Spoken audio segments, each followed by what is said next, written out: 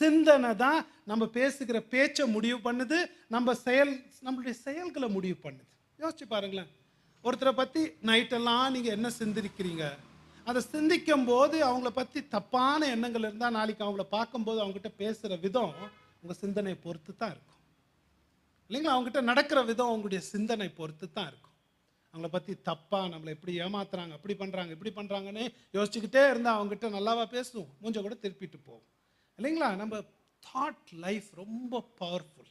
நம்ம சிந்தனை தான் நம்ம வாழ்க்கை, நம்ம பேச்சையும் நடத்தையும் முடிவு பண்ணுது. யோசிச்சு பாருங்க. கொஞ்சம் நேரத்தை எடுத்து உங்க சிந்தனையை சிந்திச்சு பாருங்க.